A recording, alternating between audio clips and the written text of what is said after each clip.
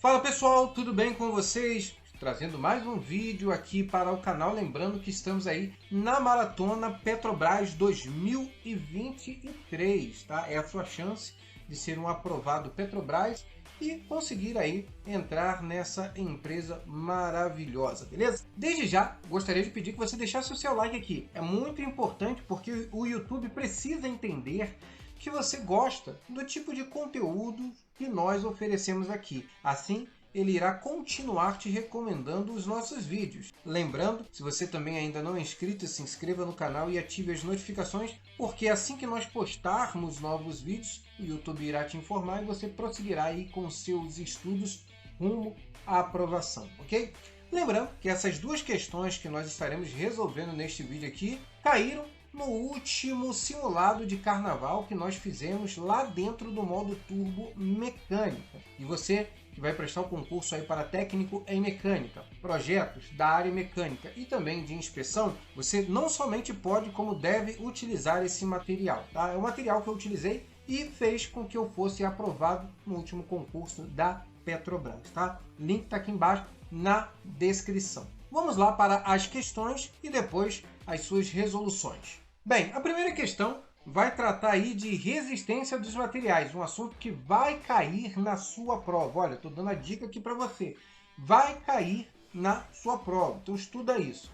Bem, o estudo da resistência dos materiais tem por objetivo fornecer conhecimentos básicos das propriedades mecânicas de sólidos reais, visando utilizá-los no projeto, modelagem e cálculo de estruturas. Aplicando seus conhecimentos a respeito do tema, julgue as próximas questões. Lembrando que aqui que o modelo, né, que nós elaboramos o simulado é modelo CESP ou a nova Sebrasp, né? Ou seja, certo ou errado. Você tem que julgar o que nós afirmamos em cada uma das questões. Então, questão de número 20.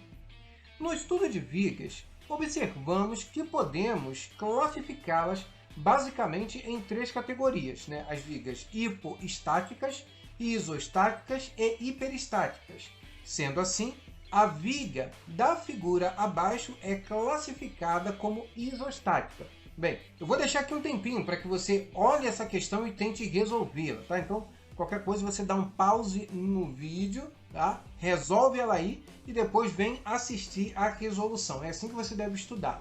2 hours later. Bem, pessoal, então temos aí um caso clássico de viga, tá? Uma análise preliminar que você deve fazer.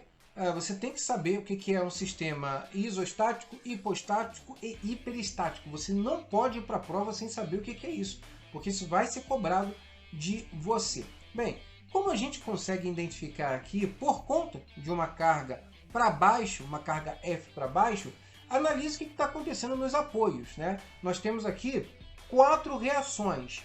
Nós temos a reação VA, VB e VC, que são as reações verticais nos apoios, né? O apoio A, você consegue verificar que é um apoio de vínculo duplo, né? Ou seja, ele admite até 2 reações. Nós temos o apoio B e o apoio C, que é um rolete, que ele admite apenas uma reação, ou seja, um apoio simples. E nós temos ainda aqui uma carga sendo aplicada horizontalmente, que é a carga HA, né? Que ela vai fazer com que haja uma reação ali horizontal no apoio A. Tá? Então o apoio A ele pode até admitir 2 reações, e nesse caso aqui, nessa situação, 2 reações estão surgindo ali por conta das cargas que estão sendo impostas a ele. Então a gente consegue verificar aqui que nós temos 4 reações. E no que isso vai implicar? Bem, eu trouxe aqui um resuminho, tá, para que você consiga relembrar alguns conceitos. Tá? Então, 4 reações nós temos. A condição de equilíbrio estático, ele se baseia em 3 equações. As equações da estática, que é a somatória das forças em X em Y, e somatória dos momentos. E todas essas somatórias devem ser nulas. Com assumindo essas condições, o nosso sistema estará estático, né? Então, o que acontece? Somatória das forças, x e y igual a zero, e somatória dos momentos em torno de um ponto igual a zero. Assim, temos 3 equações disponíveis em estática para determinarmos as reações.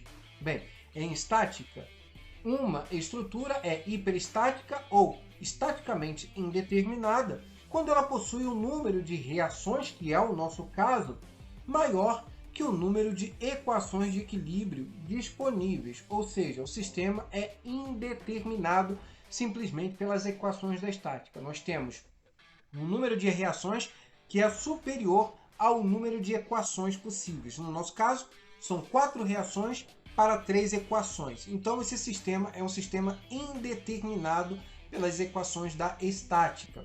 Bem, quando o número de reações, no caso 4, é maior que o número de equações de equilíbrio, que são 3, que nós já vimos, esta viga é estaticamente indeterminada ou simplesmente hiperestática e não isostática, como foi dito na questão de número 20. Portanto, a questão de número 20 está errada.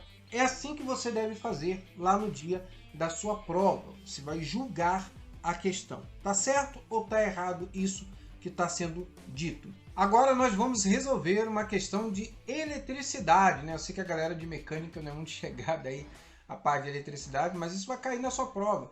E talvez isso aí seja um divisor de águas, né? Entre aqueles que serão aprovados e aqueles que, por muito pouco, não serão aprovados. Então, olha só, pessoal. Por mais que não seja cobrado que um técnico em mecânica domine assuntos relacionados ao campo da eletricidade, faz-se necessário que este tenha conhecimentos básicos sobre a eletricidade aplicada à indústria. Nesta linha, julgue as próximas questões. Questão de número 59. Capacitores são dispositivos utilizados para o armazenamento de cargas elétricas. Em um circuito elétrico, quando eles estão associados, podemos utilizar o cálculo para determinarmos o capacitor equivalente aplicando o mesmo conceito de resistores, no caso de resistores equivalentes. Assim sendo, o capacitor equivalente em série será determinado da mesma maneira que o resistor equivalente em série, e o capacitor equivalente em paralelo será determinado da mesma maneira que o resistor equivalente em paralelo. Então, o que ele está falando aqui é o seguinte: a gente sabe os cálculos lá para determinarmos as resistências equivalentes, né, em série e em paralelo. A gente pega o mesmo conceito e aplica aqui, né, para capacitores, ou seja, o cálculo que a gente utiliza lá para resistência em série é o cálculo que a gente vai utilizar para capacitores em série. E para o cálculo que nós utilizamos para capacitores em paralelo será o mesmo cálculo que a gente utiliza lá para resistência em paralelo. Isso é verdade? Você precisa julgar. Bem, dá um pause aqui no vídeo e tente resolver essa questão. Depois você volta. 2 hours later. Vamos lá então resolver a questão. Tá? Vamos relembrar alguns conceitos básicos aqui sobre essa parte de capacitores. Tá? Talvez seja uma pegadinha aí para cair na sua prova. Olha só. Na verdade, os capacitores, quando eles estão em série, e aqui eu trouxe uma configuração como que você vai visualizar isso, o cálculo do capacitor equivalente em série é igual ao cálculo do resistor em paralelo, ou seja, a gente inverte, a gente troca os conceitos, né? Lembra lá que o resistor equivalente é 1 sobre a resistência 1 mais 1 sobre a resistência 2 e assim sucessivamente, ou então você pode utilizar aquela outra expressão, né? Que você pega o um multiplica pelo outro e divide pela soma dos dois, né? Você também pode aplicar esse conceito aqui. Bem, então você está invertendo, né? Os capacitores em série, você usa o conceito de resistores em paralelo.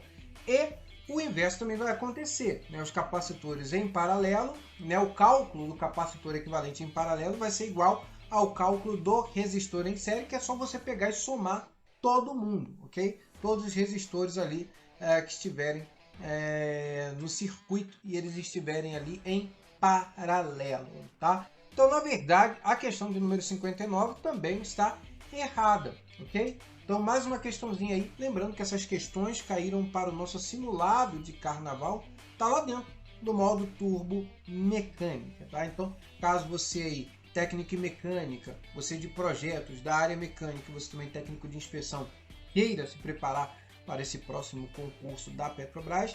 Lembrando, pessoal, que é uma excelente oportunidade. Nós não sabemos quando haverá outro concurso para nível técnico da Petrobras. Então aproveita essa oportunidade aí, porque quem deixou passar a oportunidade lá em 2018, 5 anos depois está tendo uma outra oportunidade. Então veja quanto tempo levou-se para termos um novo edital, tá? Então não deixa passar essa oportunidade não. Talvez seja a chance da sua vida. Então, caso você queira esse material, link aqui embaixo na descrição. Forte abraço e até a próxima.